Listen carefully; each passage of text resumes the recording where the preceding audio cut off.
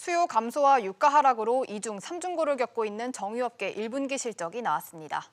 국내 정유 4사 중 제일 먼저 S-오일이 1조 원이 넘는 영업 적자를 발표했는데 나머지 업체들까지 합하면 적자 규모가 4조 원을 넘을 것으로 보입니다. 어제 3조 원대 자구안을 내놓은 두산중공업 이야기까지 합쳐서 산업계의 소식들 자세히 들어보겠습니다. 최나리 기자 나와 있습니다. 자, 최 기자, 먼저 S-오일 실적부터 좀 짚어주시죠. 네, S-오일은 1분기 1조 원대의 적자를 내면서 분기 기준으로 창사 이래 최악의 실적을 냈습니다.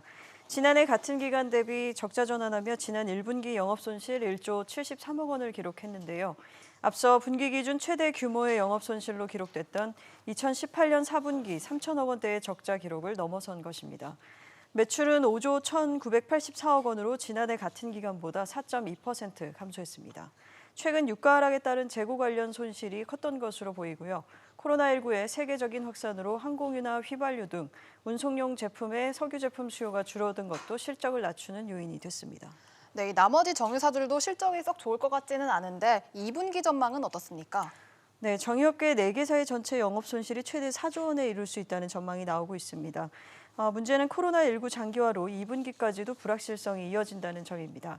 코로나19로 미국이나 유럽 등 전 세계가 3월부터 이동 제한과 셧다운을 본격화했고 4월까지 수요 회복이 어려운 상황입니다. 정유업계는 공장 정기 보수 일정을 앞당기는 등 가동률을 낮춰 생산량을 줄이는 방식으로 대응을 하고 있습니다. 네, 알겠습니다. 이번에는 두산중공업 소식으로 좀 넘어가 보겠습니다. 두산그룹이 고강도 자구안을 내놨습니다. 네, 두산그룹은 그 1,000조 원 이상을 확보해서 두산중공업의 재무구조를 개선하는 내용의 최종 재무구조 개선 계획을 확정해서 채권단에 제출했고 채권단은 추가 지원 검토에 착수를 했습니다. 자구안 주요 내용에는 비핵심 자산 매각과 유상 증자, 그리고 친환경 미래형 고부가 가치 사업을 중심으로 한 사업 개편 등이 담겼습니다. 오너 일가 사재 출연, 급여 대폭 반납 등도 있습니다. 지배구조 개편 방안도 포함된 것으로 알려졌는데요. 두산그룹은 증자나 자산 매각 등 구체적인 내용은 추후 이사회 등 절차를 거쳐 결정할 예정입니다. 네, 이 핵심 계열사 매각 여부도 관심이었는데요. 지금 상황이 어떻습니까? 네, 알짜 계열사인 두산솔루스는 이미 시장에 매물로 나와 있고요.